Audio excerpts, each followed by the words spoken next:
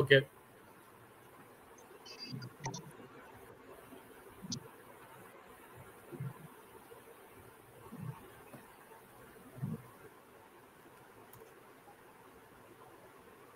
இப்ப நான் பேசலாம் இல்லையா? எஸ்.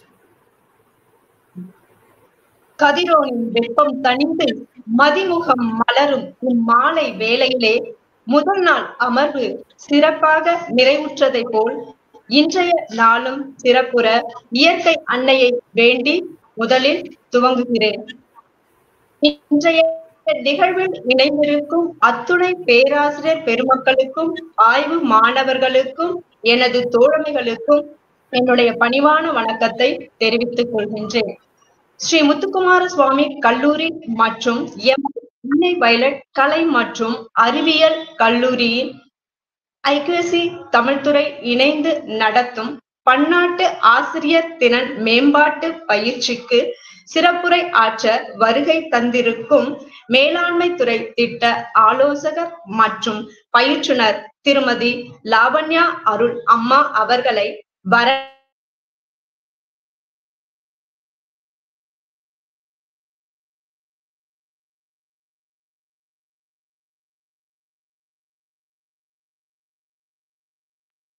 அழைக்கின்றேன். வாருங்கள் அம்மா, வரவேற்புரை தாருங்கள். அனைவருக்கும் வணக்கம்.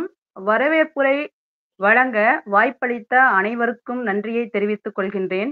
உள்ளம் கவிழ்ந்திருப்பின் ஊக்கம் அளிப்பாய் செந்தமிழே, வெள்ளம் என அறிவை வெற்றி காண செய்வாய் செந்தமிழே, வள்ளுவனார் இளங்கோ கம்பன் கபிலர் பரணர் சாத்தனாரை அள்ளித்தன் செல்வங்களாய் கொண்டாய் செந்தமிழே, வீரத்திற்கு சேரன் விண்தொடும் புகழிற்கு சோழன் முத்தமிழை வளர்த்த பாண்டியன் என உயர்ந்த புகழை பறைசாற்றி மகிழ்ந்தாய் செந்தமிழே. செந்தமிழை உன்னை வணங்கி வரவேற்புரை வழங்க விளைகின்றேன். இணைய வழியில் 7 நாட்கள் ஆசிரியர் திறன் மேம்பாட்டு பயிற்சி மொழி கற்பித்தல் கல்வியல் நுட்பங்கள் எனும் தலைப்பில் நடைபெற்று கொண்டிருக்கின்றது. நேற்று முதல் நாள் நிகழ்வு இனிதே நிறைவுற்றது. இன்று 2ஆம் நாள் நிகழ்வு துவங்க இருக்கின்றது. வானை முட்டும் மலைமேல் வந்து தவழும் முகிலும் தேனை உண்ட வண்டும் தீந்தமிழ் இசைக்கும். விடிவெள்ளியாக வீட்டிற்கும் சிறப்பு விருந்தினர் திருமதி லாவண்யா அருள் அம்மா அவர்களை வரவேற்பதில் பெருமகிழ்ச்சி அடைகின்றேன். பாதை ஒன்றை வகுத்திட்டால் பயணம் தன்னால் உருவாகும், சாதனை புரிந்திட நினைத்திட்டால் சரித்திரம் என்பது நிகழ்வாகும் என்ற வரிகளுக்கு ஏற்ப இணைய வழியில் பன்னாட்டு ஆசிரியர் திறன் மேம்பாட்டு பயிற்சி நடத்துவதற்கு அனுமதி வழங்கி ஊக்கமும் உற்சாகமும் தந்த ஸ்ரீ முத்துக்குமாரசுவாமி கல்லூரியின் முதல்வர் முனைவர் ரா ஆனந்தி அம்மா அவர்களையும் மற்றும் அன்னை வயலட் கலை மற்றும் அறிவியல் கல்லூரியின் முனைவர் முதல்வர் இனிதா லெபனன் எபன்சி அம்மா அவர்களையும் துணை முதல்வர் ஜாஃபியா சாலமன் அம்மா அவர்களையும் அன்புடன் வரவேற்கின்றேன். பார்ப்பதற்கு எளியவர், பழகுவதற்கு இனியவர், பணியை சுமையாக எண்ணாமல் சுகமாக செய்யும் சிறந்த பண்பாளர் ஸ்ரீ முத்துக்குமாரசுவாமி கல்லூரியின் தமிழ்துறை தலைவர் முனைவர் இரா கல்பனாதேவி அம்மா அவர்களையும் முத்துக்குமாரசுவாமி கல்லூரியின் தமிழ்துறை மற்றும் பிறதுறை பேராசிரியர் பெருமக்களையும் அன்புடன் வரவேற்கின்றேன். அன்னை வயலட் கலை மற்றும் அறிவியல் கல்லூரியின் தமிழ்துறை தலைவர் முனைவர் சித்ரா அம்மையார் அவர்களையும் தமிழ்துறை மற்றும் பிறதுறை பேராசிரியர் பெருமக்களையும் அன்புடன் வரவேற்கின்றேன். நாடு விட்டு நாடு, கண்டம் விட்டு கண்டம் நம் அனைவரையும் இணையத்தால் இணைத்த தமிழால் இணைக்க முன்வந்த அன்னை வயலட் கலை மற்றும் அறிவியல் கல்லூரியின் தலைமை நூலகர் அபிலாஷ் அவர்களையும் வருக வருக என வரவேற்கின்றேன்.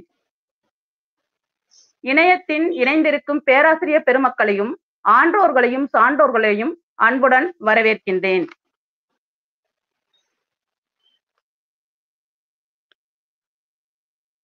தேன் குடிக்க காத்திருக்கும் வண்டு போல, சூரிய ஒளிக்காய் காத்திருக்கும் விடியலை போல, மழைக்காய் காத்திருக்கும் வறண்ட நிலம் போல இந்நிகழ்விற்காய் காத்திருக்கின்றோம்.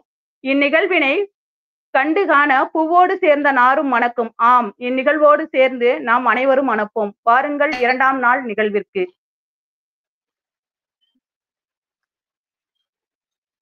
இடையே நினைக்கிறேன்.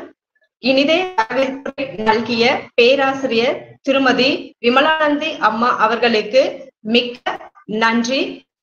நிகழ்வு அறிமுக உரை நிகழ்த்த பேராசிரியர் தமிழ்துறை தலைவர் ஸ்ரீ முத்துக்குமார சுவாமி கல்லூரியின் தமிழ்துறை தலைவர் அவர்கள் கல்பனா அவர்களை அன்போடு அழைக்கிறேன். அனைவருக்கும் வணக்கம். வாழிய செந்தமிழ், வாழ்க நற்றமிழ், வாழிய பாரத மணித்திரு நாடு. என் தமிழ்த்தாயை வணங்கி என் அறிமுக உரையை துவங்குகின்றேன். பன்னாட்டு ஆசிரியர் திறன் மேம்பாட்டு பயிற்சி இணைய வழி கருத்தரங்கிற்கு தமிழ் மொழிக்கான புதுமையான கற்பித்தல் நுட்பங்கள் என்ற தலைப்பில் 2ஆம் நாள் நிகழ்வாக உரையாற்ற வந்திருக்கும் இவர் தற்போது நம் தமர் ஊரன் இலக்கிய ஆராய்ச்சி மையத்தின் நிறுவனர் மற்றும் சிங்கப்பூர் மேலாண்மை துறையில் திட்ட ஆலோசகராகவும் பயிற்றுனராகவும் பணியாற்றி வருகின்றார். திருமதி லாவண்யா அருள் அவர்கள் தகவல் தொழில்நுட்ப துறையில் சுமார் 20 ஆண்டுகளாக பணியாற்றி வருகின்றார். அதோடு மட்டுமல்லாமல் மலேசியாவின் காம்பேக்கில் ஒரு புரோகிராமராக தன்னுடைய பணியை தொடங்கி ஹெவ்லெட் பேக்கட் என்ற நிறுவனத்தில் சிங்கப்பூரில் திட்ட மேலாளராக வளர்ந்து தன் வளர்ச்சியை கண்டவர். பின்னர் மைக்ரோசாஃப்ட் என்ற நிறுவனத்தில் ஆலோசகராக சேர்ந்து இந்நாடு மட்டுமல்லாது ஆஸ்திரேலியா, மலேசியா மற்றும் ஆசிய ஐரோப்பிய நாடுகளில் திட்ட மேலாண்மை ஆலோசனை மற்றும் பயிற்சியும் வழங்கி வருகின்றார். யாதும் ஊரே யாவரும் கேளீர் என்ற புறநானூற்று வரிகளுக்கு ஏற்ப சிங்கப்பூர் மட்டுமல்லாது எல்லா ஊரும் என் ஊர்தான், எல்லா மக்களும் என் உறவினர்தான் என்ற பொருண்மையை நிரூபிக்கும் வகையில் Australia, Japan, Vietnam, Cambodia, Thailand, Myanmar, China, Indonesia, Malaysia, India, Finland, Dubai, Yemen, Poland மற்றும் ஜெர்மனி போன்ற நாடுகளின் திட்ட மேலாண்மை ஆலோசனை மற்றும் பயிற்சியும் வழங்கி வருகின்றார். இத்துணை பணிகளுக்கு இடையேயும் இவரின் தமிழ் பணியை பார்க்கும் பொழுது எப்படி உள்ளதென்றால், தமிழ் சைவம் இரண்டும் எனக்கு இரு கண்கள், அவ்விரண்டும் ஒளி குன்றாமல் இறுதி வரை காத்து பயன் கொள்வதே என் கடன் என்று ஆறுமுக நாவலரின் வாக்கிற்கு இணங்க அம்மையார் அவர்கள் தமிழ் மற்றும் சைவ பணிகளையும் இனிதே ஆற்றி வருகின்றார். 6ஆம் திருமுறை, 9ஆம் திருமுறை, சோனாசல மாலை, சிவபோக சாரம், 4 மணிமாலை, உண்மை விளக்கம், திருவருட்பயன், ஒழிவிலொடுக்கம் ஆகிய சமயத்தமிழ் நூல்களை இணையம் வழியாக எளிய முறையில் தமிழ் மற்றும் ஆங்கில மொழிகளில் உரையாற்றி உள்ளார் என்பது குறிப்பிடத்தக்கது. இன்னும் தொடர்ந்து பல நூல்களையும் உரையாற்றி கொண்டிருக்கின்றார். தித்திக்கும் தேன்தமிழ் திக்கெட்டும் பரவட்டும் என்ற வரிகளுக்கு ஏற்ப இவர் இணையம் வழியாக உலக நாடுகள் அனைத்திலேயும் தமிழ் மொழியையும் சைவ சமயத்தையும் பரப்பி வருகின்றார் என்று சொன்னால் அது மிகையாகாது. லாவண்யா அவர்கள் 1 வருட நிகழ்வாக 9ஆம் திருமுறையை ஆங்கிலம், இத்தாலிய மொழி, ரஷ்ய மொழி, ஸ்பானிஷ் மொழி உட்பட 12 மொழிகளில் இணைய வழியில் கொண்டு வந்து உலகெங்கும் தமிழ் மொழியின் பெருமையை பரவச் செய்திருக்கின்றார். திருவையாறு அவ்வை கோட்டம் மூலம் ஔவையார் விருதும், ஐயாரப்பர் மன்றத்தின் மூலம் திருநெறிய நங்கை விருதும், திருவண்ணாமலை திருமூலர் ஆசிரமத்தின் மூலம் திருவிசைப்பா வித்தகி விருதும் பெற்றுள்ளார். இந்த விருதிற்கு சொந்தக்காரரான லாவண்யா அம்மா அவர்களை சிறப்புரை ஆற்றுவதற்கு வரவேற்பதில் நாங்கள் மிகுந்த பெருமை அடைகின்றோம். வாருங்கள் அம்மா, உங்களது சிறப்புரையை ஆற்றுங்கள். நன்றி, வணக்கம்.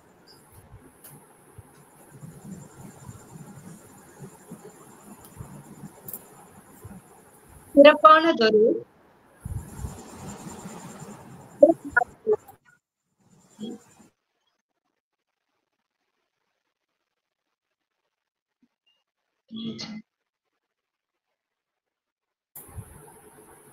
அம்மா என்னுடைய வாய்ஸ் கேக்குதா? ஆரம்பிச்சிடலாம் இல்லையா? ஆரம்பி. சிவாய நம. திருச்சிற்றம்பலம். அனைவருக்கும் வணக்கம். ஸ்ரீ முத்துக்குமார சுவாமி கல்லூரி மற்றும் அன்னை வயலட் கலை மற்றும் அறிவியல் கல்லூரி இணைந்து நடத்தும் பன்னாட்டு ஆசிரியர் திறம் மேம்பாட்டு பயிற்சியில் மொழி கற்பித்தலில் கல்வியியல் நுட்பங்கள் என்ற இந்த இணைய வழி நிகழ்வுக்கு இணையம் வழியாக இணைந்திருக்கும் அனைவருக்கும் முதற்கண் வணக்கங்களை கூறிக்கொண்டு எனது இந்த உரையினை நேரடியாக ஆரம்பிக்க முற்படுகின்றேன். இந்த நிகழ்வுக்கு நிறைய பேர் பின்புலமாக இருந்து இதற்கு ஆணிவேர் போல நின்று இதை சிறப்பாக நடத்தி கொண்டிருக்கின்றார்கள். அவர்கள் எல்லாருக்கும் இந்த நேரத்துல மனமாற நன்றிகளை உரித்தாக்கி கொண்டு இந்த உரையை நேரடியாகவே ஆரம்பிக்கின்றேன். அதாவது இது ஒரு உரையாக இல்லாம கிட்டத்தட்ட 20 வருட அனுபவம் எனக்கு பயிற்றுனராக இருக்கிறதுக்கு ஒரு வாய்ப்பு அமைஞ்சது. அந்த அனுபவத்தை இங்க பகிர்ந்துக்கிற விதமாக, அதாவது இப்ப எனக்கு என்னெல்லாம் வேலை செய்திருக்கு, எதெல்லாம் வேலை செய்யல அப்படிங்கிறத உங்ககிட்ட பகிர்ந்துக்கிறதுக்கான ஒரு ஒரு பதிவாதான் இதை நம்ம அமைக்கலாம் அப்படின்னு பாக்குறேன். முதல்ல பாத்தீங்கன்னா ஒரு பயிற்றுனராக ஆரம்பிக்கும் போது, ஏன்னா அறிமுக உரையே சொன்னாங்க, நான் முதல்ல ஐடில தான் இருந்தேன், ப்ரோக்ராமரா அப்படிதான் ஆரம்பிச்சது என்னுடைய வாழ்க்கை. முதல்ல பயிற்றுனர்னா வரும்போது அந்த பரிணாமம் எடுக்கணும்ன்ற ஒரு எண்ணம் வரும்போது எப்படி ஆரம்பிப்பது, என்ன செய்வது, எப்படிப்பட்ட ஒரு உதவியுமே இல்லாமல் ரொம்ப தடுமாறிதான் இப்படிப்பட்ட ஒரு தொழில்நுட்பத்தை கத்துக்கிற ஒரு சூழல் அமைஞ்சிச்சு. அதாவது இன்னோவேட்டிவ் டீச்சிங் ஸ்கில்ஸ் அப்படிங்கிறது தான் இன்றைக்கு எனக்கு கொடுத்திருக்கப்பட்ட தலைப்பு. இந்த இன்னோவேட்டிவ் டீச்சிங் ஸ்கில்ஸ் அப்படிங்கிறது இந்த காலகட்டத்துக்கு ஒரு காலத்துல இது ரொம்ப நல்ல ஒரு விஷயம், இருந்தா பரவாயில்லை அப்படின்ற அமைப்பு போய் இப்ப இது அத்தியாவசியமான ஒன்றாக மாறிவிட்டது. அதாவது இன்றைய காலகட்டத்துல பாத்தீங்கன்னா இது தேவை அப்படிங்கிற மாதிரி ஒரு சூழல் ஏற்படுற ஒரு காலகட்டம் ஆயிடுச்சு. இன்னொன்னு, இன்னோவேட்டிவ் டீச்சிங் ஸ்கில்ஸ் அப்படிங்கிற தலைப்பு அப்படிங்கிறதுனால இந்த பொழிவை ஒரு இயல்பான மொழியில அமைச்சுக்கிறதுக்கு உங்களுடைய அனுமதி தேவை அப்படிங்கிறத உங்களுடைய திருவடிகளுக்கு விண்ணப்பமா வைக்கிறேன். காரணம் என்னன்னா, தவறா எடுக்க வேண்டாம், எல்லாருக்கும் புரியும் விதத்துல இது அமையணும் அப்படிங்கிறதுக்காக. ஏன்னா இதுல நம்ம பேச போற சில டெக்னிக்ஸ் கொஞ்சம் புதுமையானதாக இருக்கும். அதுல கடினமான தமிழ் அப்படிங்கும் போது அது எளிமையா எல்லாருக்கும் போய் சேராது. அப்படிங்கிறதுனால சாதாரண உரைநடை தமிழ்ல இதை எடுத்துக்கிறதுக்கு உங்களுடைய அனுமதி வேண்டும். உங்கள் அனுமதி கிடைக்கும் என்ற நம்பிக்கையில இப்போ நேரடியா தலைப்பு கொள்ள செல்றேன். அதாவது நமக்கு எப்பவுமே ஒரு வகுப்பறை, ஏன்னா வகுப்பு நடத்துறோம் அப்படின்னா ஒரு வகுப்பறை அப்படிங்கிற ஒரு நினைப்பு முதல்ல வந்த உடனே நம்மளுக்கு எப்படிப்பட்ட ஒரு எண்ணம் மனசுல வரும் அப்படின்னா, மாணவர்கள் எல்லாரும் அமர்ந்திருக்கிறதும், ஒரு ஆசிரியர் அவங்களுக்கு முன்னாடி நின்று பாடம் நடத்துறதும், முன்னாடி எல்லாம் கரும்பலகை இப்ப வெண்பலகை ஆயிடுச்சுது, சில புத்தகங்கள், இப்படிப்பட்ட ஒரு காட்சி தான் நம்ம மனக்கண் முன்னால வரும். அதுல தவறில்லை. ஏன்னா கிட்டத்தட்ட பாத்தீங்கன்னா ஒரு 50-60 வருடங்களாக இப்படித்தான் பாடங்கள் நடத்திக்கிட்டு வந்திருக்கிறோம். நாமளும் அப்படிதான் படிச்சு வந்திருக்கிறோம். ஆனா இதுல ஒரு சிறப்பு என்ன அப்படின்னு பாத்தீங்கன்னா, ஆசிரியர் நின்று வகுப்பு நடத்தும் போது சில மாணவர்களுக்கு, ஒரு சிலருக்கு வகுப்புல உட்கார்ந்து இருக்கும் போது ஆசிரியர் பேச ஆரம்பிச்ச உடனே ஒரு தூக்கம் வரும் பாருங்க.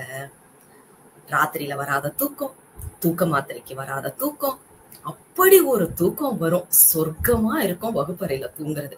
நிறைய பேருக்கு அந்த அனுபவம் இருக்கும். அதை நம்ம இல்லைன்னு சொல்லவே முடியாது. இதுல அதிகமான சங்கடம் யாருக்கு அப்படின்னா, அங்க வகுப்பு நடத்தி கொண்டிருக்கின்ற ஆசிரியருக்கு தான். ஏன்னா நம்ம வகுப்பு நடத்துறோமா இல்ல தாலாட்டு பாடுறோமா அப்படின்னு ஒரு சந்தேகம் வரும் பாருங்க. அது ரொம்ப கஷ்டமான ஒரு சூழல் அங்க இருந்திருக்கிறேன். அதனால அதை சொல்றேன்.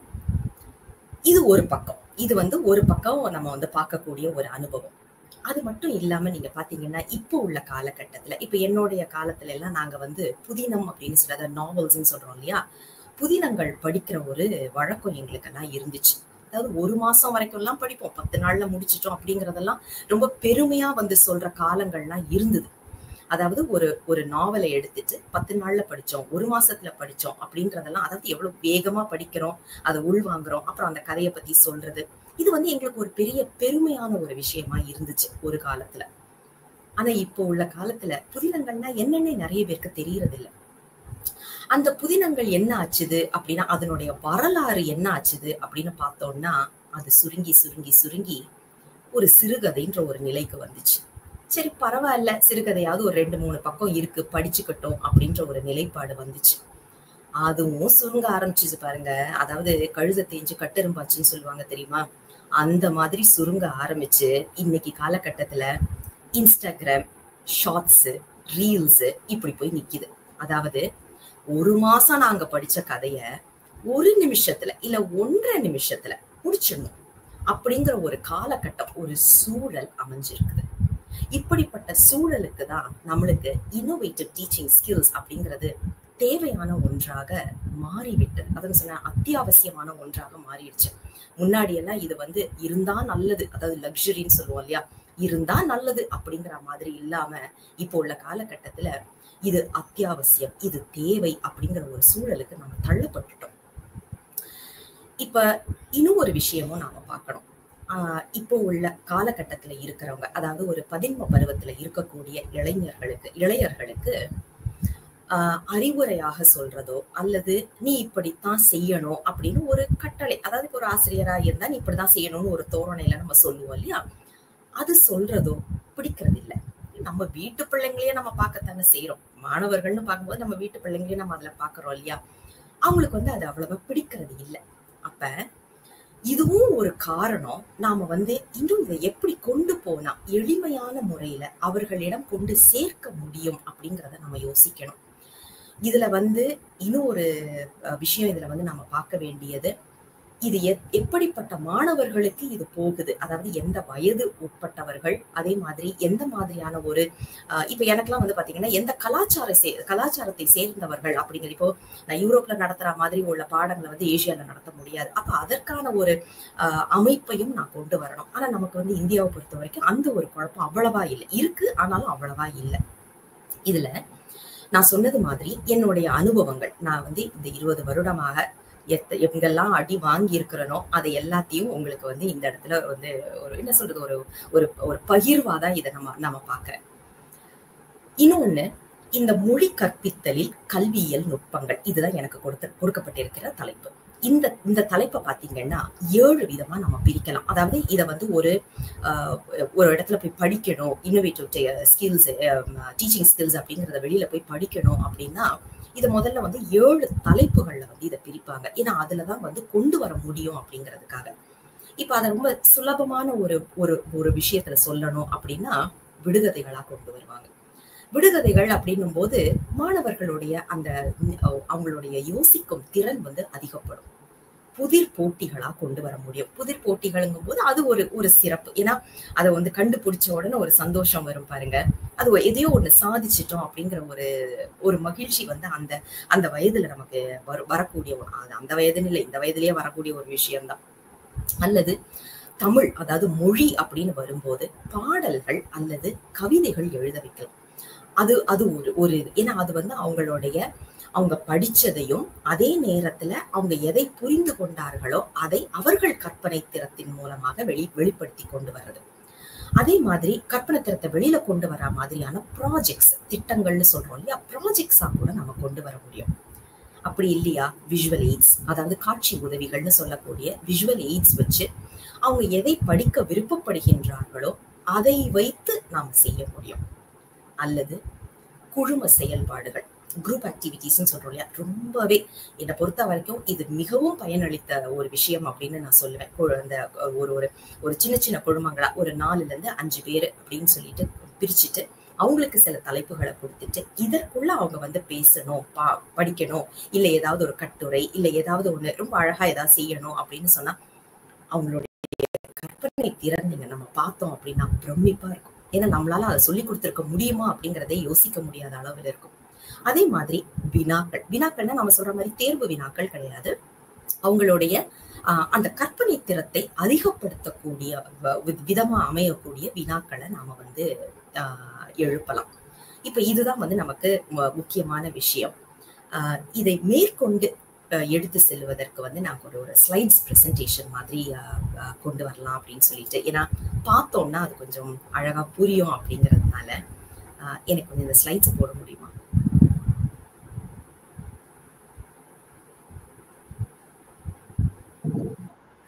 தேங்க்யூ. இப்ப முதல்ல என்ன பண்ணுவோம் அப்படின்னா, முதல்ல வகுப்பு ஆரம்பிக்கும் போது மாணவர்கள் எல்லாரும் முதல்ல வர்றாங்க இல்லையா, வரும்போது அவங்க கிட்ட இப்படி ஒரு அமைப்பை நாம வரைஞ்சிருவோம். அதாவது இதை A3 ஷீட் இல்லைன்னா A2 ஷீட்ல வரையலாம். அப்படி இல்லைன்னா நம்மளுடைய ஸ்கிரீன் இருக்கு இல்லையா, அந்த ஸ்கிரீன்லயே நம்ம அதாவது நம்மளுடைய இது மாதிரி இருக்கும் தெரியுமா, நம்மளுடைய கரும்பலகை, அதுல கூட நாம இதை கொண்டு வர முடியும். கொண்டு வந்தா என்ன ஒரு சிறப்பு அப்படின்னா, அவங்க நேரடியா எழுதலாம். அல்லது பேப்பர் மாதிரி காகிதமாக நாம எடுத்தோம், A3 ஷீட் இல்ல A4 ஷீட்னு எடுத்தோம் அப்படின்னா, அவங்க இதுல இந்த போஸ்டிட்ஸ்ன்னு சொல்றோம் இல்லையா, அதை வச்சு கூட அவங்க விளையாடுற மாதிரி கொண்டு வர முடியும். இதுல முதல்ல பாத்தீங்கன்னா 3 சர்க்கிள். ஆனா முதல்ல ஆரம்பிக்கிறது எப்படி ஆரம்பிப்போம்னா, அந்த உள்ள போட்டிருக்கிறோம் இல்லையா, அந்த வட்டத்தை மட்டும் ஆரம்பிப்போம். அதாவது அவங்க ஏன் இந்த கல்விக்குள்ள வந்திருக்காங்க. இது என்னோட ப்ரொஃபஷனலுக்கும் நான் பயன்படுத்துறேன், என்னுடைய தமிழ் மாணவர்களுக்கும் நான் இதை பயன்படுத்துறேன். அதனால இதை நான் 2 விதமாவுமே இதை நான் பயன்படுத்தி பயனடைஞ்சிருக்கேன்னு வைங்களேன். ஏன் தமிழ் படிக்க வேண்டும் அப்படிங்கிற ஒரு கேள்விய முதல்ல எழுப்புவோம். இதுக்கு அவங்க பதில் சொல்லணும்.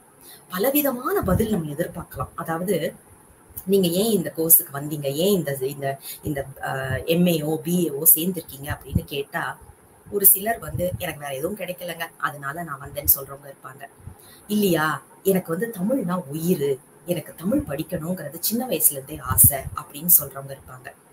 ஒரு சிலர் எங்க அம்மா அப்பாவுக்கு தமிழ் படிக்கணும்னு ஆசை, அவங்க படிக்க முடியல, அதனால என்ன படிக்க வச்சிருக்கிறாங்க அப்படின்னு சொல்றத கேட்போம். இதெல்லாம் எனக்கு கேள்விப்பட்ட பதில்கள், அதனால நான் உங்களுக்கு இதெல்லாம் சொல்றேன். இல்ல ஒரு சிலர் நான் ஏன் வந்திருக்கேன்னு எனக்கு தெரியல, ஏதோ ஒன்ன படிக்கணும் அப்படின்ட்டு நான் வந்திருக்கிறேன் அப்படின்னு சொல்றவங்களும் இருப்பாங்க. பலதரப்பட்ட பதில் நமக்கு இதுல எதிர்பார்க்கலாம். எதுவுமே தவறு கிடையாது, அது அப்படியே இருக்கலாம். சரி, இது முடிச்சாச்சா? முடிச்ச உடனே அடுத்தது நாம கேட்கக்கூடிய கேள்வி அப்படின்னா, எப்படி படிக்க வேண்டும் அப்படிங்கிறத நம்ம கேட்போம். ஏன்னா இந்த மாதிரியான ஒரு எக்ஸசைஸ் நம்ம பண்ணும்போது, இந்த மாதிரியான ஒரு பயிற்சி செய்யும் போது நமக்கு என்ன புரியும் அப்படின்னா, அவர்கள் எப்படி விருப்பப்படுகின்றார்கள், எதை விருப்பப்படுகின்றார்கள், அவர்களுக்கு நாம் இதை எப்படி கொண்டு செல்ல வேண்டும் அப்படிங்கிற நமக்கு ஒரு புரிதல் கிடைக்கிறதுக்காக இதை செய்யறது. அடுத்தது எப்படி படிக்க வேண்டும் அப்படிங்கிற ஒரு கேள்வி கேட்டா முதல்ல சொல்லுவாங்க, தமிழ் தானங்க, என்ன படிக்கிறது, மனப்பாடம் பண்ணிட்டா போகுது அப்படின்வாங்க. மனப்பாடம் பண்ணலாம், ரொம்ப சிறப்பான ஒரு விஷயம். ஏன்னா நம்மளுடைய தமிழ் அதை அழகா மனப்பாடம் பண்ணி அதை அழகான உச்சரிப்போட அதை சொல்லும் போது அந்த ஒரு இன்பம் தனி இன்பம். எந்த ஒரு தியான பயிற்சிக்கும் போக வேண்டாம், எந்த ஒரு உடல் பயிற்சிக்கும் போக வேண்டாம்.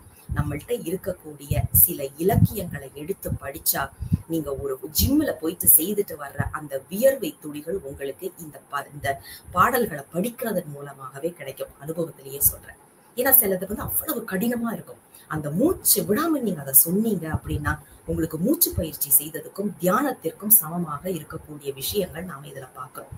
அப்படி இருக்கும்போது அதை மனப்பாடம் பண்ணினா ஒரு பலன் கிடைக்கும், உண்மைதான். ஆனா அதனால யாருக்கு லாபம், எத்தனை நாள் லாபம், அது ஒண்ணு பார்க்கணும். மனப்பாடம் பண்றேன், பரீட்சை எழுதுறேன், முடிச்சுட்டேன், அவ்வளவுதான் அப்படின்னு சொன்னா பரவாயில்ல.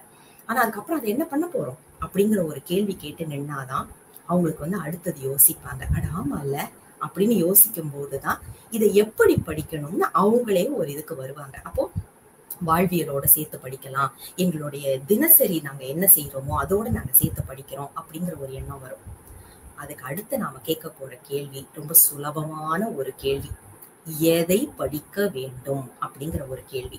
இந்த கேள்வி நாம கேட்கும் போது நிறைய விதமான பதில் வரும். ஏன் அப்படின்னா சிலருக்கு இலக்கணம் மட்டும் வேணும்னு கேட்பாங்க, சிலர் சங்க இலக்கியம் மட்டும் போதும்னு நினைப்பாங்க, சிலர் இந்த காலத்து இலக்கியங்கள் அதாவது பாரதியார் கவிதைகள் போல உள்ளது போதும் அப்படின்னு நினைப்பாங்க. எதை படிக்கணும்னு நினைக்கிறாங்களோ அதை ஏன் அவர்கள் எடுக்கிறாங்க. இப்ப சங்க இலக்கியம்னா ஏன் சங்க இலக்கியம், ஏதோ ஒரு காரணம் இருக்கும் இல்லையா, அதையும் என்னன்றத நாம தெரிஞ்சுக்கலாம். இப்ப இந்த இடத்துலதான் நம்ம அதாவது ஒரு ஆசிரியரா நம்மளோட பணி என்ன அப்படின்னு பாத்தீங்கன்னா, வெறும் ஆசிரியரா இருக்கிறது மட்டும் கிடையாது. நம்மளோட பரிணாமமே வந்து 3 விதமா மாறணும். அதாவது ஆங்கிலத்துல ட்ரெய்னர், கோச், மென்டார் 3 சொல்லுவாங்க. இதுல ட்ரெய்னர் அப்படின்னு சொல்றது வந்து நாம இன்றைய காலகட்டத்துல நடத்துறோம் இல்லையா பாடங்கள். அதாவது வகுப்பறைக்கு போறோம், சொல்லி கொடுக்குறோம், சொல்லி கொடுத்த உடனே முடிஞ்சிருச்சு அப்படின்னு சொல்லிட்டு வந்துடுறோம். இது வந்து ரொம்ப ஒரு குறுகிய காலகட்டத்துக்கு உரித்தானது. ஒரு சில பயிற்சிகளை அவர்களுக்கு கொடுப்பதற்கு ஏற்ற விதத்தில் இது இருக்கும், அவ்வளவுதான். ஒரு இலக்கண வகுப்புக்கு போறேன், 10 நாள் வகுப்பு, 10 நாள் முடிஞ்ச உடனே வெளியில வந்துருவோம், அவ்வளவுதான், முடிஞ்சு போச்சு. ஆனா கோச் அப்படின்னு சொன்னீங்கன்னா அவங்க வந்து அந்த 3 வருடமும் அந்த மாணவரோடையே இருந்து அந்த மாணவருக்கு என்ன வேணும், எப்படி அதை கொண்டு செல்ல வேண்டும் அப்படிங்கிறத புரிஞ்சு அந்த 3 வருடங்களும் அவர்கள் கூடவே இருப்பாங்க. 3 வருடமோ 2 வருடமோ எத்தனை காலகட்டமோ, அதுக்கப்புறம் அவ்வளவுதான், முடிஞ்சு போச்சு. அதுக்கப்புறமும் நாம வந்து அவங்களோட தொடர மாட்டோம் பயணத்தை. ஆனா மென்டார்ஷிப்னு சொல்றோம் இல்லையா, அது மிகவும் முக்கியத்துவம் வாய்ந்தது. நம்ம கடைசி மூச்சு வரைக்கும் இருக்க வேண்டிய உறவு அப்படின்னு நம்ம நினைச்சோம்னா அது மென்டார்ஷிப். ஏன் அப்படின்னா நம்ம செய்யறது நல்லது கெட்டது, நம்மளுடைய நல்ல பக்கம் கெட்ட பக்கம், நாம செய்யற அயோக்கியத்தனம் எல்லாம் தெரிஞ்சும் நம்ம கூட ஒருத்தர் இருந்து நம்மளை அடுத்த நிலைக்கு எடுத்து செல்லுவதற்காக அறிவுரைகளை சொல்லி நம்மளை திருத்தி கொண்டு வரக்கூடிய ஒரு நல்லுள்ளம் அப்படின்னாதான் மென்டார்ஷிப். ஒரு ஆசிரியர் அந்த இடத்துல இருக்கிறது தான் சிறப்பு.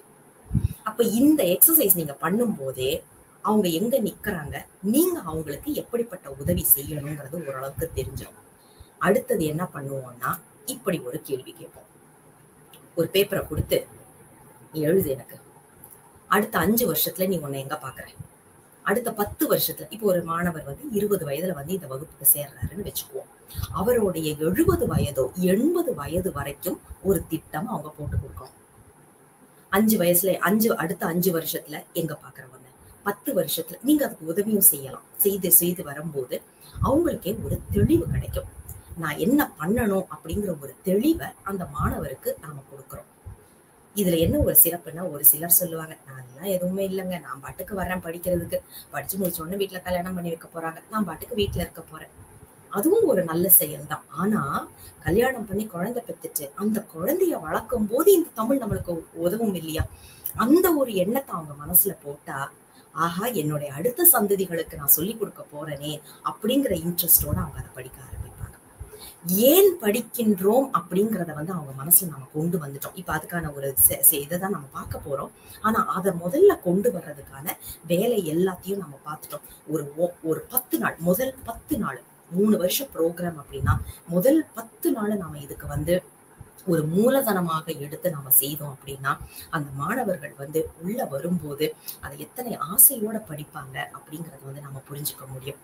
இப்ப இந்த மாதிரி ஒரு திட்டம் அவங்க போட்டு அதை அவங்க கையிலேயே வச்சிருந்தாங்கன்னு வைங்களேன், என்னோட அடுத்த 5 வருஷத்துல நான் இதை பண்ண போறேன், சாதிக்க போறேன், 10 வருஷத்துல இதை சாதிக்க போறேன், நான் தமிழ் துறைக்கு தலைவராக வரப்போறேன், இல்ல நான் எங்க ஆசிரியர் இங்க உட்கார்ந்துருக்காங்களே அந்த இடத்துல நான் உட்காரணும், இப்படிப்பட்ட ஒரு மாணவருக்கு அந்த நினைப்பை நாம விதைச்சோம் அப்படின்னா அதற்கான ஒரு முயற்சியா அவங்க அங்க இருந்து ஆரம்பிப்பாங்க. ஏன்னா பள்ளி முடிச்சுட்டு நேரா இங்க வரும்போது 2ம் கெட்டாம் பருவம். ஏன்னா பள்ளியில வந்து எந்த கவலையும் இல்லை, அடுத்தது வேலைக்கு போகும்போது எல்லா கவலையும் வரும்.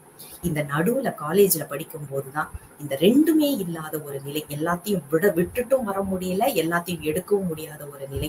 அப்ப அந்த இடத்துல நாம அவங்களுக்கு ஒரு தெளிவு கொடுக்க முடிஞ்சிச்சு அப்படின்னா அதுதான் சிறப்பான கல்வியாக அமையும். இந்த இடத்துலதான் நமக்கு நம்மளுடைய தொழில்நுட்பமாக இருந்தாலும் சரி அல்லது இன்னோவேஷன் சொல்லக்கூடிய இன்றைய காலகட்டத்துல தேவைப்படுகின்ற விஷயமாக அமைகின்றதை பார்க்கின்றோம். சரி, இப்ப இதை எப்படி கொண்டு போகலாம் அப்படிங்கிறத வந்து நான் உங்களுக்கு ஒரு சில விஷயம், அதாவது எனக்கு வேலை செய்த விஷயங்களை நான் இப்போது உங்களுக்கு ஆரம்பிக்க போறேன். அதாவது முதல்ல விளையாட்டுத்தனமாக கொண்டு வருவது, லெகோ கேம்ஸ்ன்னு சொல்றோம் இல்லையா, இந்த மாதிரி லெகோ கேம்ஸ் வந்து நான் வாங்கி வச்சிருக்கோம். இது வந்து ஒவ்வொரு வகுப்புக்கும் இந்த மாதிரி நாங்க கொண்டு போய் கொடுத்துருவோம். அவங்க கிட்ட நீங்க இந்த வகுப்புல படிச்சுட்டு என்னவா வரப்போறீங்கிறத எங்களுக்கு சொல்லுங்க. அதாவது வாயில பேசாதீங்க, கைய பேச வைங்க. உங்க கையில நீங்க பேசுங்க, என்னவா வரப்போறீங்க அதை வந்து நீங்க எங்களுக்கு அப்புறமா சொல்லணும் அப்படிங்கிற மாதிரி ஒண்ணு சொல்லணும். போன வாரம் ஒரு வகுப்பு நடத்தினேன், அதுல ஒண்ணு செய்தாங்க. அதுக்கு ஏத்த மாதிரி அன்னைக்கே வந்து கல்பனா தேவி அம்மா வந்து இந்த பொழிவுக்கு கேட்டப்ப இத கலைக்க மனசு இல்லாம அப்படியே வச்சிருந்தேன், உங்கள்கிட்ட காமிக்கலான்னு சொல்லிட்டு. தமிழ் ஏன் படிக்கணும் அப்படிங்கறதான் அவங்களுக்கு கொடுக்கப்பட்ட கேள்வி. அவங்க இதை பண்ணியிருந்தாங்க. அப்ப இதுல பாத்தீங்கன்னா ரொம்ப அழகா கீழே எல்லாமே ஒரே கலர்ல இருந்துச்சு. அப்ப நான் கேட்டேன், இது ஏன் கீழே எல்லாம் ஒரே கலர்ல இருக்கு அப்படின்னு கேட்டப்ப அவங்க பதில் என்ன தெரியுமா வந்துச்சு, நான் என்ன தமிழ் படிச்சாலும் எனக்கு இலக்கணம் இல்லாம புரிஞ்சுக்க முடியாது.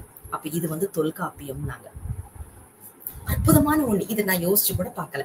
ஆனா அவங்க சொன்னது, இது வந்து எங்களுக்கு தொல்காப்பியம் மிஸ், இதை வச்சுட்டு தான் நாங்க மத்ததெல்லாம் ஏத்த போறோம் அப்படின்னு. சரி, அப்ப மத்ததெல்லாம் ஏன் கலர் கலரா இருக்கு அப்படின்னா, அது வந்து சங்க இலக்கியத்துல இருந்து ஒப்பில இலக்கியத்துல இருந்து இக்கால இலக்கியத்துல இருந்து எல்லாமே இதுல வருது இல்லையா, அதனால நாங்க வந்து இது எல்லாத்தையுமே, இதுல பக்தி இலக்கியமும் வரும், எல்லாமே இதுல வந்துரும், அப்ப எங்களுக்கு வந்து இது வேற வேற நிறத்துல இருக்கு அப்படின்னு சொன்னாங்க.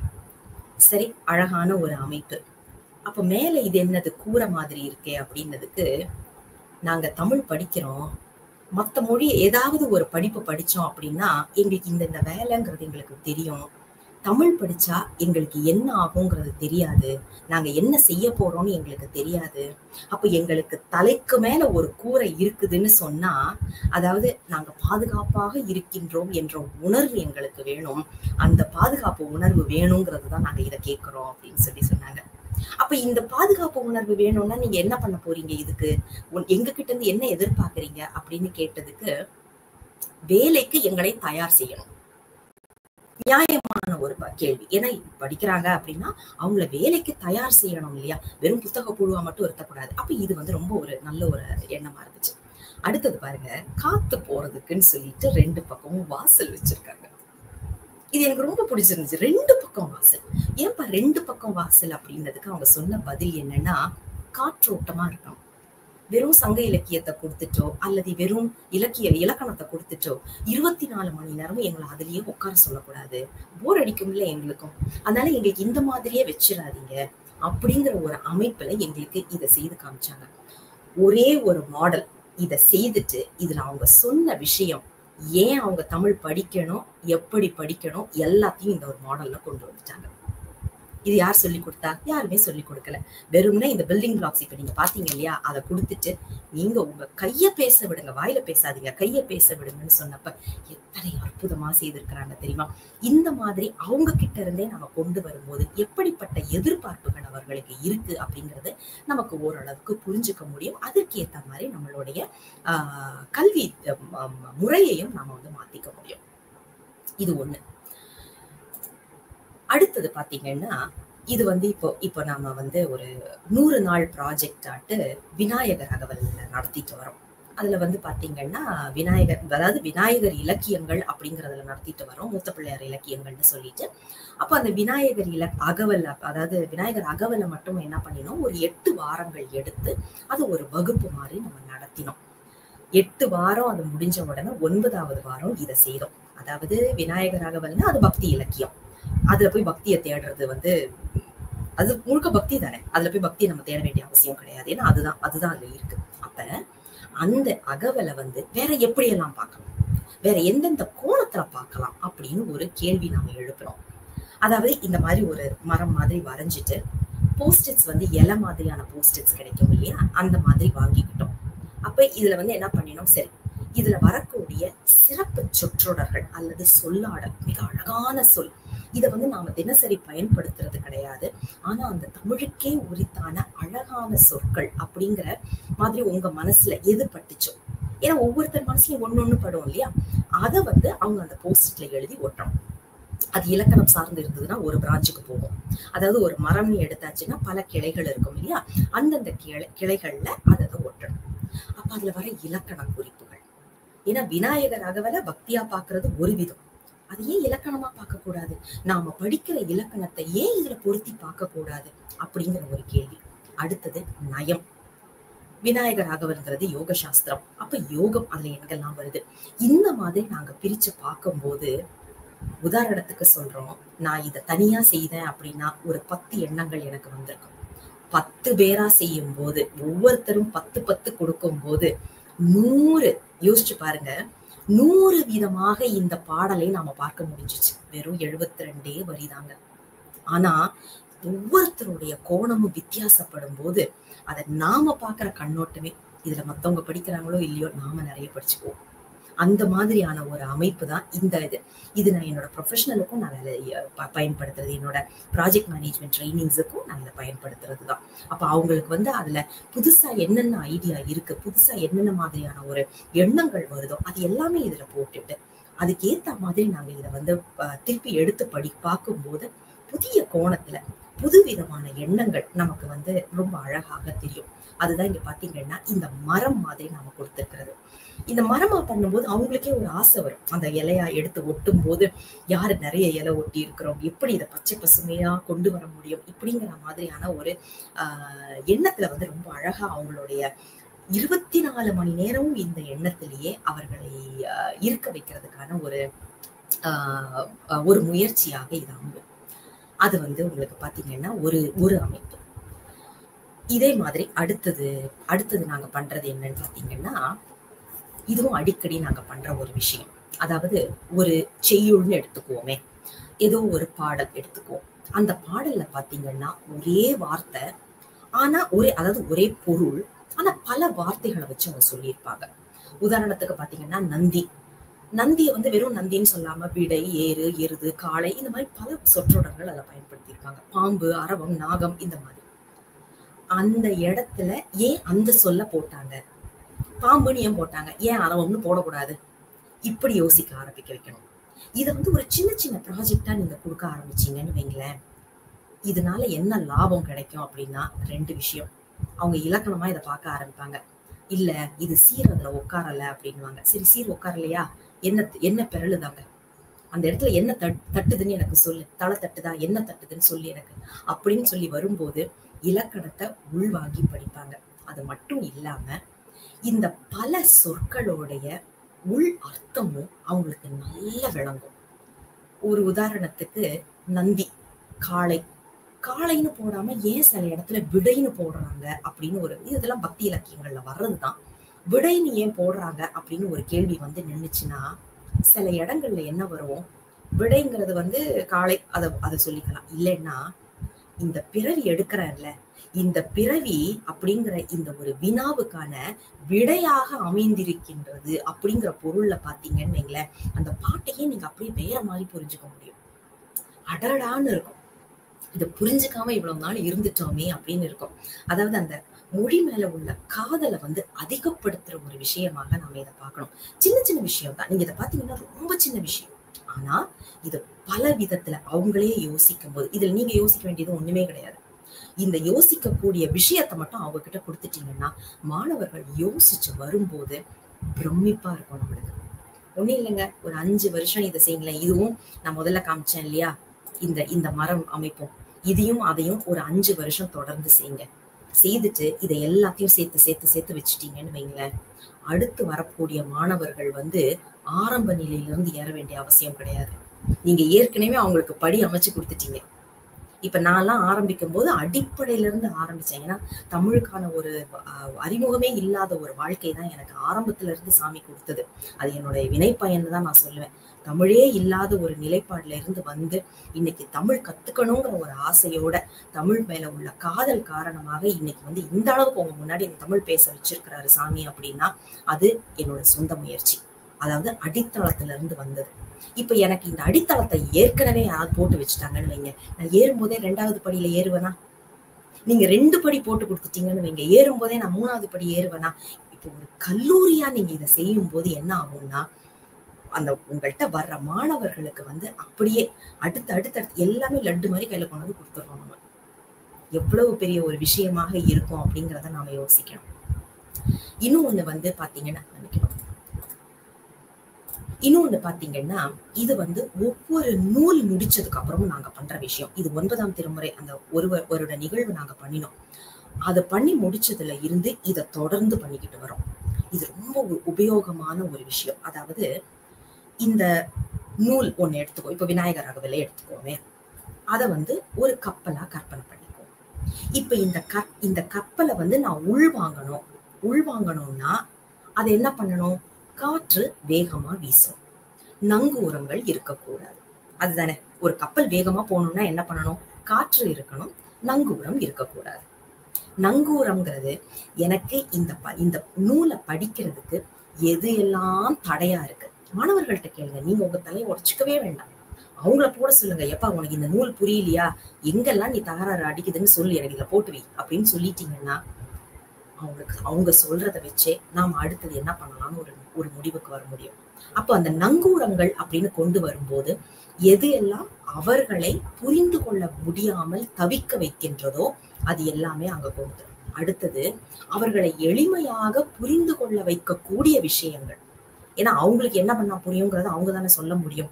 ஏன்னா ஒரு சிலருக்கு பார்த்து விஷுவலா இருப்பாங்க, இந்த மாதிரி படங்கள்லாம் பார்க்கும்போது டக்குனு மனசுல ஏறிடும். ஒரு சிலருக்கு இது சரிப்பட்டு வராது, கேட்கணும். என்னோட ஒரு நண்பர் ஒருத்தர் இருந்தாரு, இங்க இருந்து எங்கேயாவது வெளியில போகணும் அப்படின்னா மேப்பை பார்த்துட்டு சத்தமா வாசிப்பாரு. ஏன் அப்படின்னா அவர் வாசிச்சு அவர் காதன் வழியாவே கேட்டாதான் அவர் அது மனசுல நிக்கும், பார்த்தாலாம் நிக்காது. அப்ப அந்த மாதிரி உள்ள மக்களும் இருக்கிறாங்க. ஒரு சிலர் கையால செய்யணும். நான் சொன்னேன்ல முதல்ல, வகுப்பறையில உட்கார்ந்தோம்னா ஜம்முன்னு தூக்கம் வருதுன்னு.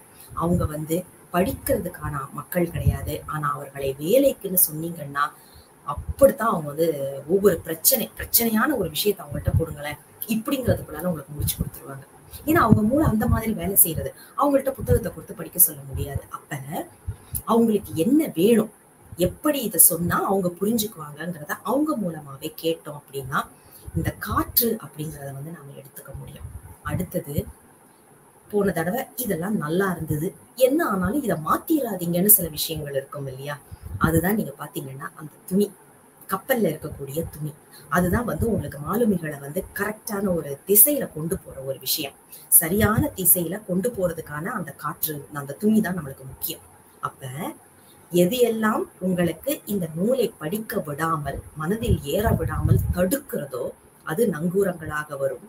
இந்த கப்பலை வேகமாக நகர்த்துவதற்கு எது எல்லாம் வேண்டும் என்று நினைக்கின்றீர்களோ, இந்த பாடலை நான் உள்வாங்கிறதுக்கு எனக்கு என்ன மாதிரி பண்ணினா உள்வாங்க முடியும்னு நினைக்கிறனோ, ஒவ்வொரு மாணவரும் நினைக்கிறாரோ அதை அந்த காற்றாகவும், இதெல்லாம் நல்லா இருந்தது, இப்போதைக்கு அது அப்படியே இருக்கட்டும், அதை மாற்றி விடாதீர்கள் அப்படிங்கறத துணியாகவும் நாம மாணவர்கள் கிட்ட இருந்தே கேட்க ஆரம்பிச்சோம்னா 2 விதமான பயன். ஒண்ணு, நாங்க சொன்னதும் எடுபடுது அப்படிங்கிற ஒரு எண்ணம் அவர்களுக்கு வரும்போது அவர்கள் இன்னும் ஆர்வத்தோடு படிப்பார்கள். இரண்டாவது, நாம உட்காந்து நம்ம மண்டையை உடைச்சுக்கவே வேண்டாம், அவங்களுக்கு என்ன வேணுங்கிறத அவங்களே சொல்றாங்க, அது அவங்களுக்கு செய்து கொடுத்தா போதும். இப்படி செய்யலாமோ அப்படிங்கிறத நம்ம யோசிக்கவே வேண்டாம், அவங்க கிட்ட இருந்தே வாங்கி அவங்களுக்கு கொடுக்கணும். அப்ப 2 பேருக்குமே இது லாபமான ஒரு விஷயமாக அமையும். இதுவும் நாங்க அடிக்கடி பண்றது. சொல்ல போனா என்னுடைய எல்லா வகுப்புலயும் இதுவும் அந்த மரமும் எல்லா வகுப்புலயும் இருக்கும். எந்த ஒரு வகுப்பையும் இல்லாம ஒரு வகுப்பே என்னோடது கிடையாது. ஏன்னா அத்தனை பலன் நான் இதை பார்த்துட்டேன். எல்லா நாட்டு மக்களுக்கும் இது ஒத்து வந்த ஒரு விஷயமாகவும் நான் சொல்ல வேண்டும். அடுத்தது, மேஜை தலைப்பு எனக்கு ரொம்ப பிடிச்சமான ஒரு விஷயம். ஏன்னா நான் முதல்ல இந்த வீடு கட்டும் போது சொன்னேன் தெரியுமா, அந்த மேல உள்ள கூரை மக்கள் கேட்கறது என்னது, எங்களை தொழிலுக்கு, நாங்க வேலைக்கு செல்லுவதற்கு எங்களை தயார் செய்யுங்கள். ஒரு ஆசிரியராகவோ, ஒரு சொற்பொழிவாளராகவோ, ஒரு பேச்சாளராகவோ வருவதற்கு இன்னைக்கு எது பெரிய தடையா இருக்குன்னு நீங்க யோசிச்சு பாத்தீங்கன்னா, மேடையில ஏறி நின்று பேசுறது. எத்தனை பேரால பேச முடியும் இல்லையா? மேடையில ஏறி நின்ன உடனேதான் வயிற்றுக்குள்ள அப்படியே பட்டாம்பூச்சி பறக்கும், தொண்டை வறண்டு போகும், இருமல் வரும், தும்மல் வரும், தலை சுத்தும், எல்லாம் நடக்கும். அவ்வளவு நேரம் ஒண்ணுமே இருக்காது, தண்ணி தாகமே எடுக்காது. மேடையில ஏறின அடுத்த நொடி பொழுது தொண்டையெல்லாம் வறண்டு போன மாதிரி இருக்கும். ஆனா அந்த வயத்துல ஒரு பட்டாம்பூச்சி பறக்கும் பாருங்க, அந்த உணர்வே தனி உணர்வு. அப்ப இத எப்படி அடக்கணும் அப்படின்னு நம்ம மாணவர்களுக்கு சொல்லி கொடுக்கணும்ல. இதை சொல்லி கொடுக்க முடியுமானா முடியாது. அவர்களை அந்த இடத்துல போடணும். அவர்களை அதாவது செய்ய செய்ய செய்ய செந்தமிழும் நாப்பழக்கம், அந்த ழாவே இப்ப நிறைய பேருக்கு வர்றதில்லை. ஏன் அப்படின்னா தமிழ் பேசுறதையே நம்ம விட்டுட்டோம். தமிழ் பேசுறதே விட்டுட்டோம், ஆங்கிலத்துலதான் டைப் பண்றோம். நம்ம மெசேஜ் போடும்போதே நீங்க பாருங்களேன், எப்படி இருக்கின்றாய் அப்படிங்கிறத தமிழ்ல போட வேண்டியதை ஆங்கிலத்துல டைப் பண்ணிட்டு இருக்கோம். அப்படி இருக்கும்போது செந்தமிழும் நாப்பழக்கம்.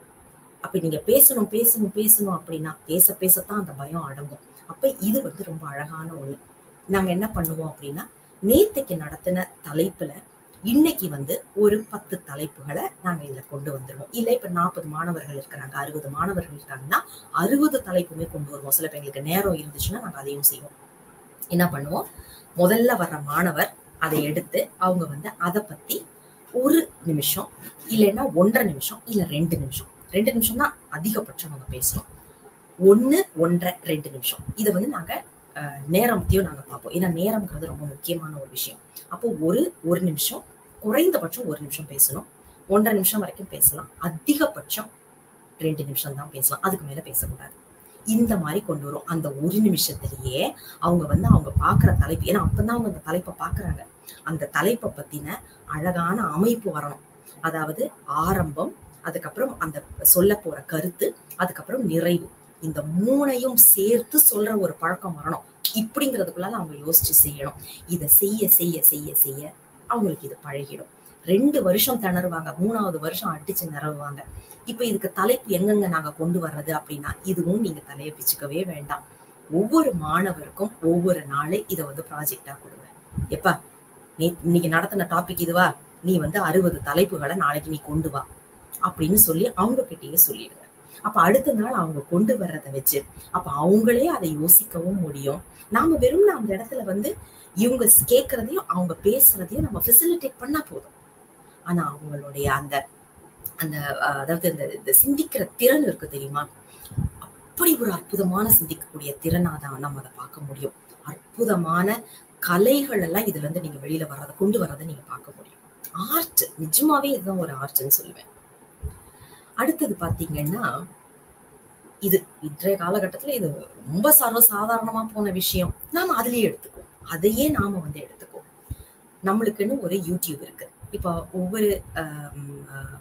ஒவ்வொரு காலேஜுக்கும் அதாவது ஒவ்வொரு கல்லூரிக்கும் ஒவ்வொரு யூடியூப் நம்ம வச்சிருக்கிறோம், இது ஃபேஸ்புக் வச்சிருக்கோம், ஏதோ ஒரு இணையதளம் வச்சிருக்கிறோம். அதுல மாணவர்களை கொண்டே ஒரு காணொளி செய்ய சொல்லுங்க. 1 மாசம் நடத்துற டாபிக்கா கூட இருக்கலாம்.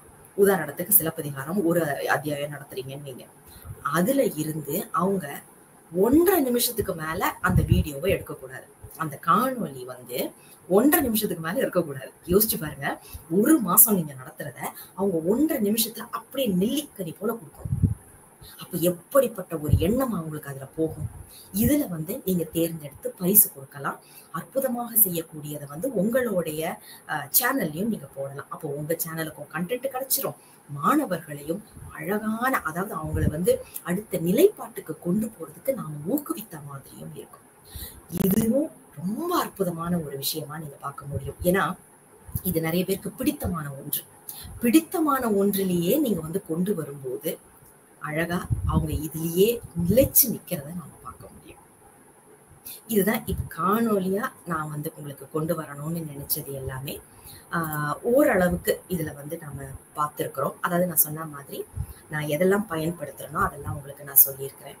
அதே மாதிரி இன்னும் ஒரு விஷயமும் நாங்க செய்ய வைப்போம். அது வந்து இங்க நான் உங்களுக்கு ஸ்லைடா கொடுக்கல, ஆனா இது வந்து நாங்க செய்யற ஒரு விஷயம்தான். என்னன்னு பாத்தீங்கன்னா, அதாவது இப்ப நம்ம வந்து ஒரு மாசம், இது வந்து மாசம் தலைப்பா கொடுப்போம். 1 மாசம் ஏதாவது அது அவங்க படிக்கிற ஒரு இலக்கியத்தை எடுத்துக்கணும்.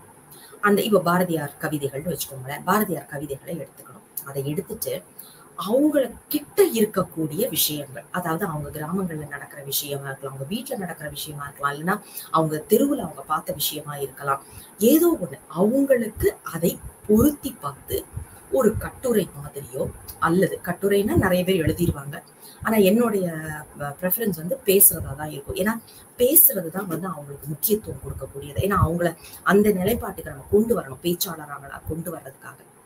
அப்ப என்ன சொல்லுவோம், 7ல இருந்து 9 நிமிடம், 7 நிமிடத்துக்கு குறைஞ்சிருக்க கூடாது, 9 நிமிடத்துக்கு மேல இருக்கக்கூடாது. 7ல இருந்து 9 நிமிடத்துக்குள்ளால ஒரு பேச்சை நீங்க அமைச்சுக்கோங்க. ஆனா நீங்க அமைச்சுக்கிறது வந்து நீங்க உங்க வாழ்க்கையில அன்னன்னைக்கு பாக்குற விஷயத்த ஒரு இலக்கியத்தோட பொருத்தி பார்க்கணும் அப்படிங்கிற மாதிரி. இதுல அதிசயமான விஷயங்கள்லாம் நாம பார்க்கலாம். வீட்டுல செய்யற இட்லிய வந்து கொண்டு வந்து பாரதியார் கவிதையோட பேசுறவங்க எல்லாம் இருக்கிறாங்க, பொருத்தி பார்த்து பேசுறவங்க எல்லாம் இருக்கிறாங்க. அவங்க கற்பனையெல்லாம் படம் அடடான்னு இருக்கும் பாருங்க. நிஜமாவே பிரமிக்கக்கூடிய ஒரு கற்பனையை வந்து நாம அவங்க கிட்ட இதெல்லாம் பார்க்க முடியும். அப்ப அவர்களிடமே நாம கொண்டு வந்துட்டோம், அவங்க கிட்டயே நாம கொண்டு போயிட்டோம் அப்படின்னா அவங்களுடைய அந்த கற்பனா சக்தியை நம்ம கொண்டு வரோம். நமக்கும் வந்து நம்ம சொல்லி கொடுத்தோம், அவங்களுக்கு அது பயன்படுது அப்படிங்கிற ஒரு திருப்தியும் நமக்கு கிடைக்கும். இதுதான் வந்து நிறைய இருக்கு. அதாவது மொத்தம் 74 விதமான இன்னோவேஷன் டெக்னிக்ஸ் இருக்கு.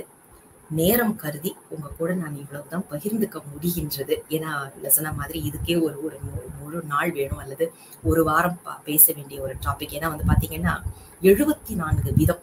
ஒவ்வொரு குழுவுக்கும் ஏற்ப நாம இதை வந்து மாத்தி மாத்தி பண்ணுவோம். இப்ப நான் வந்து என்ன பண்ணுவேன்னா, முதல்ல ஒரு ஊருக்கு போறேன் அப்படின்னா தயாரா போயிடுவேன், எந்த மாதிரி ஸ்டூடெண்ட்ஸ்ன்னு பாக்குறதுக்கு. அதுக்கேத்த மாதிரி அங்கே அந்த அந்த அந்த அன்றைக்கு இரவே வந்து என்னோட ஹோட்டல் ரூம்ல வச்சுட்டு எல்லாத்தையும் ரெடி பண்ணிட்டு அடுத்த நாளைக்கு நான் எடுத்துட்டு போகும்போது அது கரெக்டா இருக்கிற மாதிரி பாத்துக்கிறது. இப்படிதான் நம்ம பண்றது. நீங்க வந்து உங்களுக்கு அந்த மாணவர்கள் ஏற்கனவே தெரிஞ்சவங்க அப்படின்னாக்க இன்னுமே சிறப்பாவே நம்ம இதை செய்யலாம். அதனால நான் சொன்ன மாதிரி நம்மளுடைய நேரம் கருதி இத்தனை டெக்னிக்ஸோட நான் இங்க நிறுத்திக்கிறேன். என்னுடைய 20 வருட அனுபவங்களை உங்களோட பகிர்ந்துக்கிறதுக்கு இப்படி ஒரு அற்புதமான வாய்ப்பை எனக்கு அமைச்சு கொடுத்த என்னுடைய அருமை உடன்பிறவா சகோதரி முனைவர் கல்பனா தேவி அம்மாவுக்கு முதற்கண் நன்றிகளை தெரிவித்துக் கொள்கின்றேன். எனக்கு முன்னால் பேசியவர்கள், எனக்கு இனி இதற்கு பிறகு பேச்சாளர்கள் அனைவருக்கும் வாழ்த்துக்களையும் தெரிவித்துக் கொண்டு, இந்த நிகழ்வுக்கு காரணமாக இருக்கும் அனைவருக்கும், அதாவது வெளியில இருப்பவர்களும் சரி, வேர்போல் மறைந்து நின்று இந்த நிகழ்வை தாங்கும் உழைப்பாளிகளுக்கும் எனது நன்றிகளை உரித்தாக்கி கொண்டு இந்த பொழிவினை நிறைவுக்கு கொண்டு வருகின்றேன். சிவாய நம. திருச்சிற்றம்பலம்.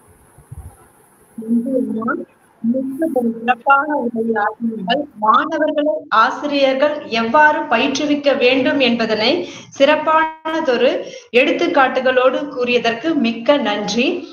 இது கேள்விக்கான நேரம். கேள்விகள் கேட்பவர்கள் கேட்கலாம். அம்மாவிடம் என்ன கேள்விகள் கேட்க வேண்டுமோ கேட்கலாம். ஆனால் 1-2 கேள்விகள் மட்டுமே கேட்டால் நல்லது. நேரத்தின் குறைவு காரணமாக 2-3 கேள்விகள் கேட்டால் மட்டும் போதுமானது.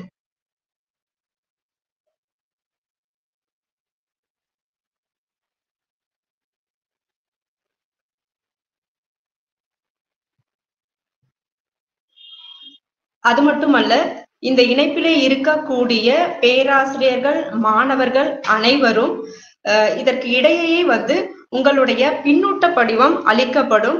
அதனை பூர்த்தி செய்தால் மட்டுமே உங்களுக்கான சான்றிதழ் அளிக்க முடியும். ஆதலால் தயவு கூர்ந்து இடையே அளிக்கக்கூடிய பின்னூட்ட படிவத்தை நிறைவு செய்து அனுப்புங்கள். இந்த நிகழ்வு முடிந்ததன் பிறகு இந்த பின்னூட்ட படிவத்தை நிறைவு செய்வதற்கு முடியாது. ஆதலால் இப்பொழுதே நீங்கள் பூர்த்தி செய்யலாம். கேள்விகள் இருந்தால் அம்மாவிடம் கேட்கலாம். அம்மா சிவாய நமம்மா. அம்மா சிவாய நம. ரொம்ப அருமையா இருந்தது. உண்மையாவே பேராசிரியர்கள்லாம் நாங்க உங்ககிட்ட ஒரு நாள் இது மாதிரி இந்த தொழில்நுட்பங்கள் எல்லாம் கத்துக்கணும். உண்மையாவே அந்த அளவுக்கு இருந்தது உங்களுடைய அந்த தொழில்நுட்பங்கள் எல்லாமே. இறையருளால இன்னும் உங்களுடைய தமிழ் பணி சிறக்கணும். வாழ்த்துக்களும் வணக்கங்களும். பெருமானோட கருணை. நன்றிம்மா, நன்றி.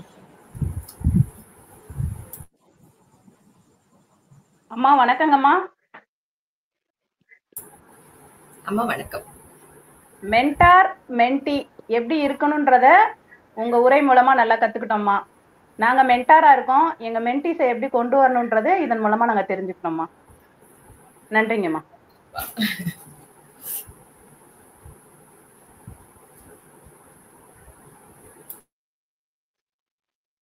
கேள்விகள் இருக்கிறதா? யாரேனும் கேட்க விரும்புகிறீர்களா? அடுத்து நன்றியுரை ஆற்ற வருகிறார் ஆசிரியர் ஜே. தெரேசா மேரி, உதவி பேராசிரியர் முத்துக்குமார சுவாமி கல்லூரி, தமிழ் பேராசிரியர் ஜே. தெரேசா மேரியை அன்போடு அழைக்கின்றேன் நன்றியுரையாற்ற. அனைவருக்கும் வணக்கம். நானிலம் போற்றும் நல்லோருக்கு நன்றி சொல்வது நம் கடமை. அந்த வகையில் இன்றைய விழா சிறக்க உறுதுணையாக இருந்த அனைவருக்கும் நன்றி கூறுவதில் மிகுந்த மகிழ்ச்சி அடைகிறேன். இந்நிகழ்வில் பங்கு பெற்ற அனைவரையும் தனது இனியதொரு வரவேற்புரையால் வரவேற்ற அன்னை வயலட் கலை மற்றும் அறிவியல் கல்லூரியின் தமிழ்துறை பேராசிரியர் திருமதி நீ பி விமலானந்தி அம்மா அவர்களுக்கு நன்றி. நமது சிறப்பு விருந்தினரை சிறப்பாக அறிமுகம் செய்த ஸ்ரீ முத்துக்குமார சுவாமி கல்லூரியின் தமிழ்துறை தலைவர் முனைவர் ரா கல்பனாதேவி அம்மா அவர்களுக்கும் நன்றி. தமிழ் மொழிக்கான புதுமையான கற்பித்தல் நுட்பங்கள் என்னும் பொருண்மையில் இன்றைய காலகட்டத்தில் நிலவும் கல்வி மற்றும் கற்பித்தல் பற்றிய பல்வேறு செய்திகளையும் சிந்தனைகளையும் தனது அழகிய குரல் மொழியால் நமக்கு சிறப்புரையாக எடுத்துரைத்த மேலாண்மை துறை திட்ட ஆலோசகர் மற்றும் பயிற்றுனர் ஆகிய நம் சிறப்பு விருந்தினர் திருமதி லாவண்யா அருள் அம்மா அவர்களுக்கு நன்றி. இந்நிகழ்ச்சியை தனது அழகான தொகுப்புரையால் கொண்டு சென்ற அன்னை வயலட் கலை மற்றும் அறிவியல் கல்லூரியின் பேராசிரியர் திருமதி தா தேவி அம்மா அவர்களுக்கு நன்றி. இந்த நிகழ்ச்சி இனிதே நடைபெற அல்லும் பகலும் அயராது பாடுபட்ட நிகழ்ச்சி ஒருங்கிணைப்பாளர்களுக்கு என் மனமார்ந்த நன்றிகளை உரித்தாக்குகின்றேன். நாவில் உதிர்க்கும் சொல் நன்றி எனில் மனம் திறந்த மகிழ்வுடன் சொல் என்ற வரிகளுக்கு இணங்க இந்நிகழ்ச்சியில் பங்கு பெற்ற அனைவருக்கும் நன்றி, அனைத்திற்கும் நன்றி என கூறி நல்லதொரு வாய்ப்பளித்தமைக்கு நன்றி கூறி விடைபெறுகிறேன். நன்றி. சிறப்பானதொரு நன்றியுரையை வழங்கிய தெரேசா மேரி அவர்களுக்கு அம்மா அவர்களுக்கு மிக்க நன்றி அம்மா. இந்நிகழ்ச்சியை சிறப்புற நடத்த உதவிய அனைத்து பேராசிரியர்களுக்கும், நிகழ்ச்சியினை நடத்த உதவிய அனைத்து துறை தலைவர்களுக்கும் மிக்க நன்றி. இந்நன்றியை தெரிவித்துக் கொள்கிறேன். நன்றி.